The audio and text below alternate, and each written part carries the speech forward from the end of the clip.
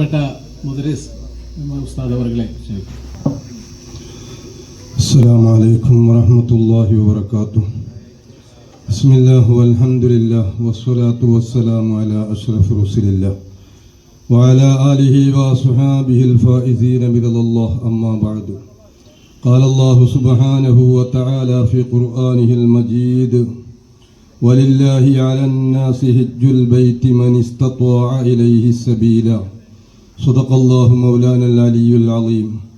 قال سيدنا وحبيبنا محمد صلى الله عليه وسلم النفقة في الحج كالنفقة في سبيل الله ب700 ضعف.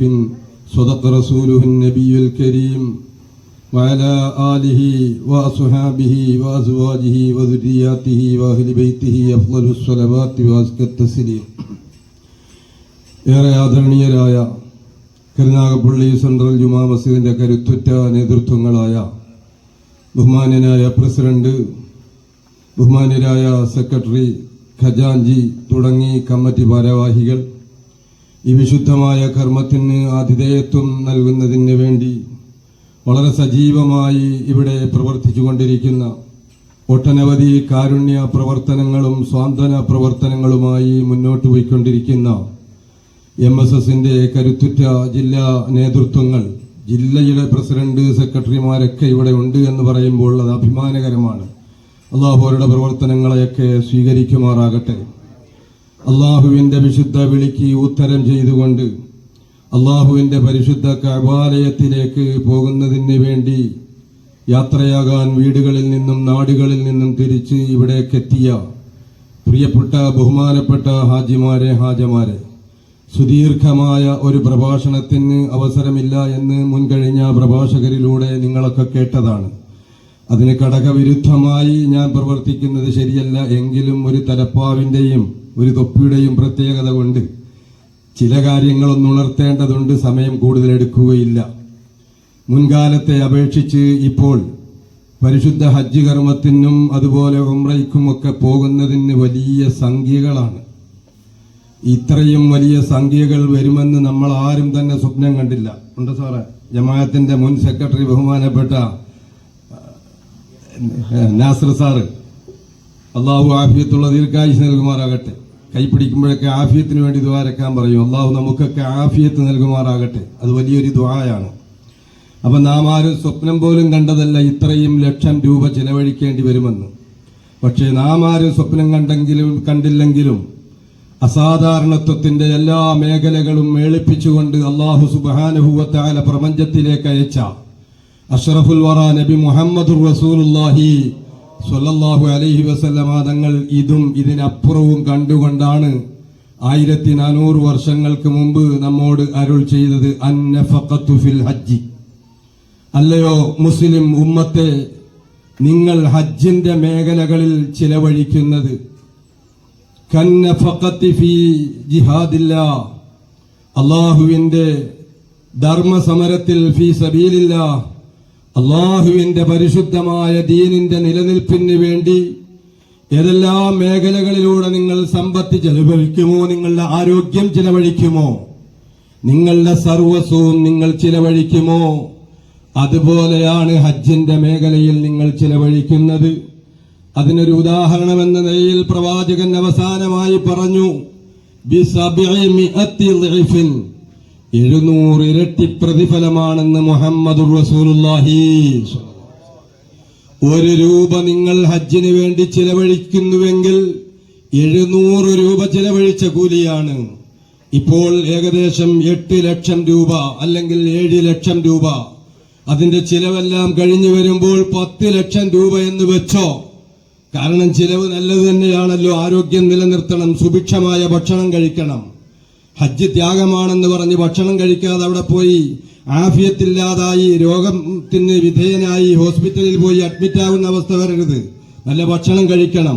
അപ്പൊ ഞാൻ പറഞ്ഞത്, ഇങ്ങനെയൊക്കെ ഹജ്ജിന് വേണ്ടി ചിലവഴിക്കുന്ന തുകകൾ ഭക്ഷണം കഴിക്കുന്നത് വരെ അള്ളാഹുവിന്റെ മാർഗത്തിലായി അള്ളാഹുവിന്റെ ഹബീബ് മുഹമ്മദ് റസൂലുള്ളാഹി സ്വല്ലല്ലാഹു അലൈഹി വസല്ലമ തങ്ങൾ എണ്ണിയിരിക്കുകയാണ്.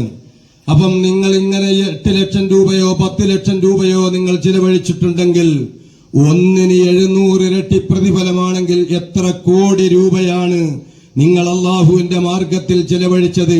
ആ കൂലി ലഭിക്കുമെന്ന് നബി മുഹമ്മദ് റസൂലുള്ളാഹി. സഹോദരങ്ങളെ, ലോകത്ത് ഇന്നേതുവരെയുള്ള ചരിത്രങ്ങൾ വേണ്ട, കരുനാഗപ്പള്ളിയിൽ ആരെങ്കിലും ഹജ്ജ് ചെയ്ത് പാവപ്പെട്ടവനായി പോയി എന്ന് ഒരാൾക്കെങ്കിലും പറയാൻ കഴിയുമോ?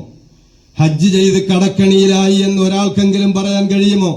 ഉംറ നിർവഹിച്ച് അവനവന് നിർബന്ധമായ ഉംറ നിർവഹിച്ച് കടക്കാരനായി എന്ന് ആർക്കെങ്കിലും പറയാൻ കഴിയുമോ? തീർച്ചയായും പറയാൻ കഴിയുകയില്ല.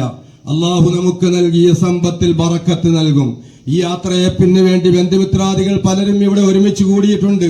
ഞാനടക്കമുള്ള അവരോടൊക്കെ പറയുവാനുള്ളത്, നമ്മുടെ പ്രാർത്ഥനകളിൽ പ്രത്യേകമായി ഉണ്ടാകണം, അല്ലാഹുവേ, ആ പരിശുദ്ധമായ ഹറം ഷരീഫ്, ആദരവായ നബി മുഹമ്മദ് റസൂലുള്ളാഹി സ്വല്ലല്ലാഹു അലൈഹി വസല്ലമ തങ്ങളുടെ റൗള ഷരീഫ്, ഇവിടെ രണ്ടിടത്തും വന്ന് നിനക്ക് വേണ്ടി ഇബാദത്ത്, തൗഹീദിൽ അധിഷ്ഠിതമായ ഇബാദത്ത് ചെയ്യിപ്പിച്ച് ഞങ്ങളെ കൺകുളിർക്ക് ആ പുണ്യഗേഹങ്ങൾ കാണിപ്പിച്ചിട്ടല്ലാതെ ഈ ഭൂമി ലോകത്തിന്റെ അടിയിലേക്ക് ഞങ്ങളെ നീ യാത്രയാക്കരുതേ അല്ലാഹ് എന്ന് നമ്മുടെയൊക്കെ പ്രാർത്ഥനകളിൽ ഉണ്ടാകണം. ഉണ്ടാകുമില്ലേ? അള്ളാഹു തൗഫീഖ് നൽകുമാറാകട്ടെ. പോയവരുണ്ടാകും, അവരുടെയൊക്കെ ഹജ്ജ് അള്ളാഹു സ്വീകരിക്കുമാറാകട്ടെ. പോകുന്നവരുണ്ട്, അവരുടെയൊക്കെ ഹജ്ജ് അള്ളാഹു സ്വീകരിക്കുമാറാകട്ടെ. വലിയ ഭാഗ്യം ചെന്നവരാണ് എന്ന് ചുരുക്ക വാക്കുകളിൽ മുൻ പ്രഭാഷകർ നിങ്ങളോട് പറഞ്ഞു.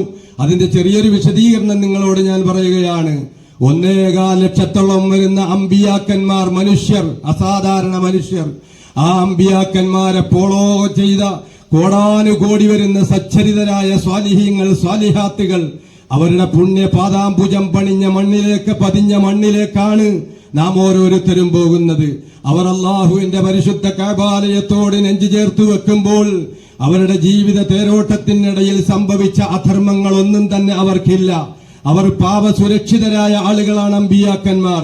അങ്ങനെ പാപസുരക്ഷിതായ അമ്പിയാക്കന്മാർ നിന്നിലേക്ക് കൈ ഉയർത്തിയ, നിന്നിലേക്ക് കരമുയർത്തിയ, അവരുടെ കാൽപാദം ചവിട്ടിയ പുണ്യഭൂമിയിലാണ് പാപങ്ങളുടെ പാപക്കറകളുമായി, പാപക്കൂമ്പാരവുമായി, പാപങ്ങളുടെ ഹിമാലയുമായി കടന്നു വന്നത്. റബ്ബേ, ഞങ്ങളുടെ പാപങ്ങൾ നീ പൊറുക്കണമേ എന്ന് നിങ്ങൾ ഓരോരുത്തരും ഏങ്ങലടിച്ച് പ്രാർത്ഥിക്കും. അല്ലെങ്കിൽ അതിന്റെ അമീറുമാർ പ്രാർത്ഥിക്കാൻ വേണ്ടിയുള്ള നിർദ്ദേശങ്ങൾ നിങ്ങൾക്ക് നൽകും. ആ സമയത്ത് സാധുക്കളായ ഞങ്ങളെ മറന്നു പോകരുത്. നിങ്ങളെ ഈ ജമാഅത്തിന്റെ കാമ്പൗണ്ടിൽ വെച്ച് യാത്രയാക്കിയ ബഹുമാന്യനായ പ്രസിഡന്റും സെക്രട്ടറിയും കമ്മിറ്റി ഭാരവാഹികളും MSSന്റെ ഭാരവാഹികളും നിങ്ങളോട് ദീനീ ഉപദേശം നൽകിയ ഈ വിനീതനും അതുപോലെ ഖിറാഅത്ത് നടത്തിയ ഉസ്താദുമാരെയും ഒക്കെ ഞങ്ങൾക്കും നിങ്ങളോട് പറയുവാനുള്ളത്, സയ്യിദുന അമീറുൽ മുഅ്മിനീൻ ഉമർ ഇബ്നുൽ ഖത്താബ്, സയ്യിദുന അമീറുൽ മുഅ്മിനീൻ ഉമർ ഇബ്നുൽ ഖത്താബ് റളിയല്ലാഹു തആല അൻഹു സ്വർഗ്ഗം കൊണ്ട് സന്തോഷ വാർത്ത അറിയിക്കപ്പെട്ട പുണ്യപ്രവാചകന്റെ ഉറ്റത്തോടമായിരുന്ന ബഹുമാനപ്പെട്ട ഉമറുൽ ഫാറൂഖ് റളിയല്ലാഹു തആല അൻഹു ആ പരിശുദ്ധമായ ഹജ്ജ് കർമ്മത്തിലേക്ക്, ഉംറ കർമ്മത്തിലേക്ക് പോകുന്ന സമയം സഹോദരങ്ങളോട് പറഞ്ഞതെന്താണ്? ഒരേ ഒരു കാര്യമാണ് പറയുവാനുള്ളത്. ഉമർ റളിയല്ലാഹു അൻഹുവിനോട് ആദരവായ റസൂലുള്ളാഹി സ്വല്ലല്ലാഹു അലൈഹി വസല്ലമ തങ്ങൾ പറഞ്ഞത്, യാ ഉഖയ്യ യാ ബുനയ്യ എന്ന 2 റിവായത്തുകൾ. അല്ലയോ പ്രിയപ്പെട്ട സഹോദര, ആ പരിശുദ്ധമായ കഅബാലയത്തിൽ ചെല്ലുമ്പോൾ എന്നെ നിങ്ങൾ മറന്നു പോകരുത്.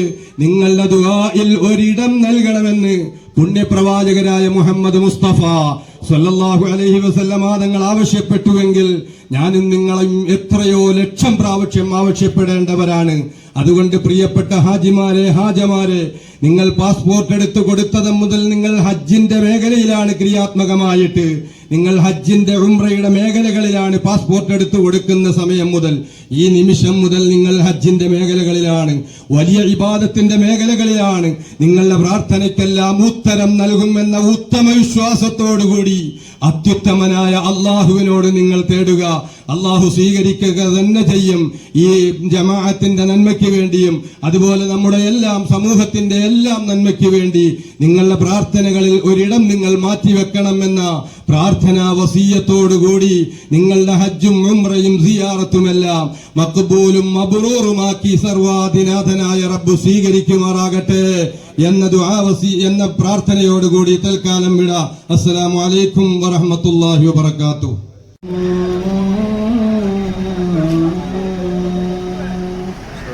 أشهد أن محمد رسول الله. أشهد أن محمد رسول الله. حي على الصلاة حي على الصلاة حي على الفلاح حي على الفلاح الله أكبر الله أكبر لا إله